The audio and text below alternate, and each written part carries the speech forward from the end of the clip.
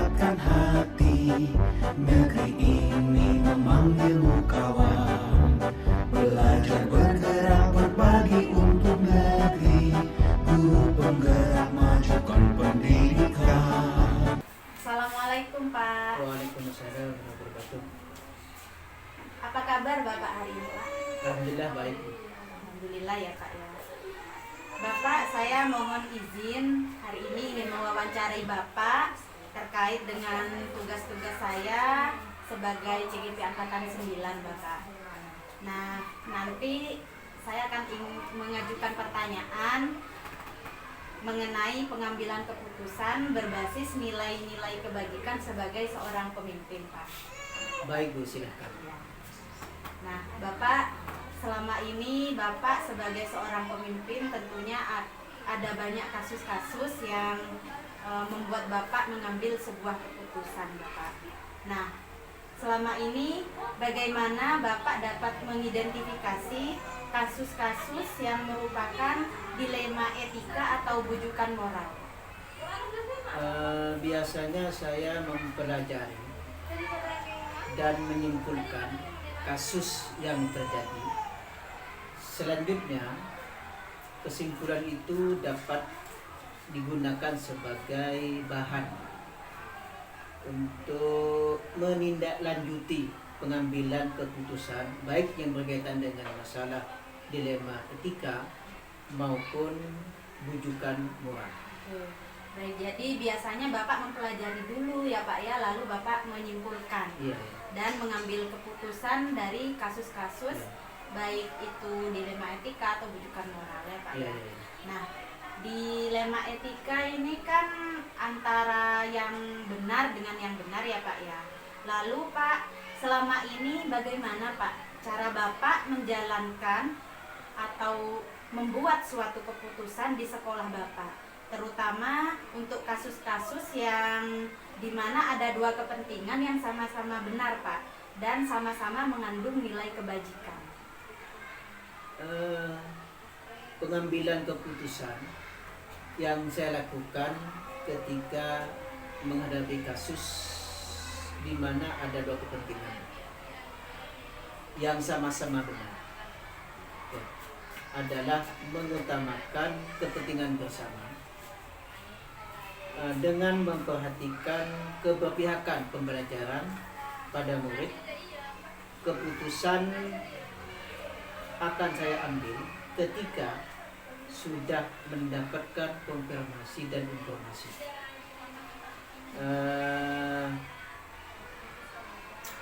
dari masing-masing pihak yang terlibat.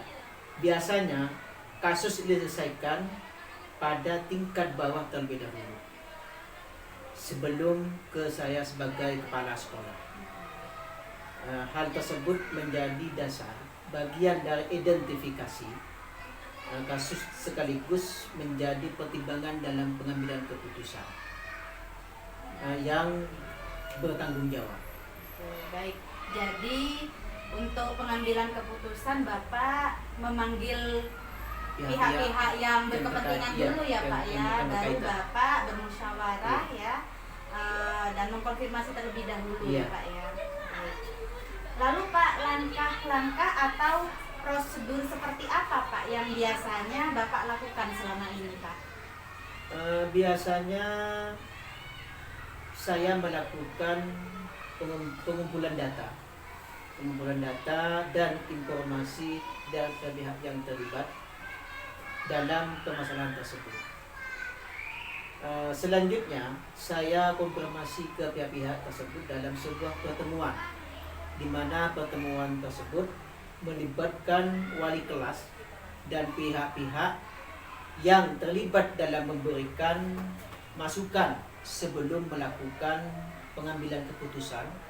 Jadi kami melakukan musyawarah terlebih dahulu.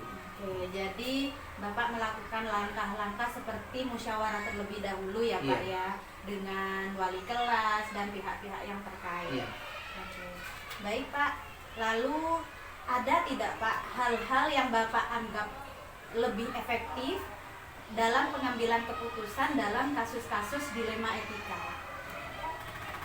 mengidentifikasi permasalahan, di mana dengan mencari informasi, pihak-pihak yang terlibat dalam permasalahan melakukan pertemuan musyawarah yang melibatkan seluruh pihak yang terlibat dalam permasalahan, sehingga titik temu kesepakatan bersama dalam pengambilan keputusan yang terbaik dan dapat dipertanggungjawabkan. Baik Pak, jadi yang efektif itu adalah Bapak mencari informasi terlebih dahulu ya Pak ya, dari pihak-pihak yang terlibat, lalu bermusyawarah dengan melibatkan seluruh pihak yang terkait ya. Sehingga bisa dipertanggungjawabkan. Sehingga menemukan titik temu yang bisa dipertanggungjawabkan. Baik Pak, lalu Pak, apa ada hal-hal yang menjadi tantangan bagi Bapak dalam mengambil atau membuat suatu keputusan itu Pak? Ada tidak Pak tantangannya Pak? Tantangan pasti ada. Ya. Masih ada pihak-pihak yang masih belum menerima keputusan yang sudah diambil. Oleh karena itu masih diperlukan waktu untuk memberikan pemahaman kepada pihak tersebut agar menerima keputusan secara ikhlas besar hati. Baik, jadi tantangannya adalah masih ada pihak yang belum menerima ya keputusan Bapak. Pak, pasti ada ya Pak ya salah satu yang tidak terima seperti Pasti itu ada, ya pasti Pak ada, ya. ya. Dan Bapak mengatasi itu dengan cara apa tadi Pak?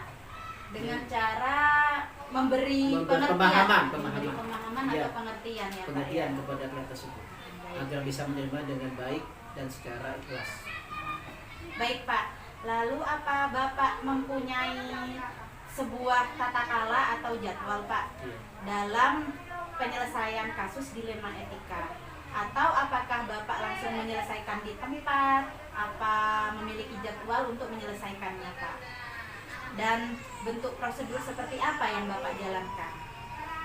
Saya tidak memiliki khusus dalam menyelesaikan suatu permasalahan di kasus dilema etika. Saya menyelesaikan kasus tergantung pada jenis dan seberapa urgen masalahnya. Baik, jadi Bapak tidak memiliki waktu khusus ya Pak ya dalam menyelesaikan kasus dilema etika. Tergantung seberapa urgen masalahnya, seberapa penting masalahnya seperti itu ya Pak ya. Baik Pak, lalu Pak, adakah seseorang atau faktor-faktor apa yang selama ini mempermudah atau membantu Bapak dalam mengambil suatu keputusan Pak dalam kasus-kasus dilema etika Pak? Menurut saya faktor-faktor yang dapat mempermudah dan membantu dalam pengambilan keputusan yaitu diperlukan koordinasi, komunikasi, dan komitmen yang baik dengan pihak-pihak yang terlibat. Keterlibatan warga sekolah seperti wakil kepala sekolah, wali kelas mempunyai kontribusi besar seperti memberikan masukan, saran, dan arahan dan informasi sebagai kumpulan data dalam pengambilan keputusan. Kasus dilema etika, komunikasi terbaik dalam menyelesaikan permasalahan melalui musyawarah atau rapat untuk menemukan solusi yang terbaik juga. Itu. Jadi faktor-faktor yang selama ini mempermudah Bapak dalam membuat suatu keputusan adalah Bapak selalu bermusyawarah ya Pak ya, dengan dewan guru dan dengan wali kelas ya Pak. Wakil kepala sekolah. Iya. Untuk ini ya Pak ya, untuk menyelesaikan masalah dan menemukan solusi yang terbaik. Iya. Wah, luar biasa Pak. Lalu dari semua hal yang telah disampaikan Bapak dari awal sampai akhir ini, apa ada suatu pembelajaran atau pengalaman yang dapat Bapak ambil dalam mengambil keputusan dilema etika? Pembelajaran yang dapat saya petik dalam pengalaman saya mengambil keputusan dilema ini etika, yaitu sebagai pemimpin saya harus memastikan bahwa keputusan yang diambil berdasarkan kesepakatan bersama yang diperoleh melalui musyawarah mufakat dan berkomitmen melaksanakan keputusan tersebut meningkatkan pengetahuan dan pemahaman saya dalam mengambil keputusan berdasarkan nilai-nilai kebajikan dengan pertemuan yang terbaik. Baik, luar biasa ya Bapak ya. Jadi Bapak mempunyai banyak hal yang Bapak pertimbangkan dalam mengambil suatu keputusan. Iya. Tadi dengan mengumpulkan beberapa pihak yang terlibat, lalu melakukan musyawarah untuk mencapai suatu mufakat dalam mengambil suatu keputusan. Baik Pak Maki, luar biasa sekali. Iya. Wawancara hari ini. Terima kasih atas waktunya ya Pak ya. Sama-sama. Terima kasih. Ini juga merupakan suatu pembelajaran bagi Iya. saya. Semoga apa yang kita bicarakan hari ini membawa suatu manfaat untuk Amin. saya dan Bapak. Ya, semoga sukses selalu. Terima kasih Pak. Assalamualaikum Pak. Waalaikumsalam warahmatullahi wabarakatuh.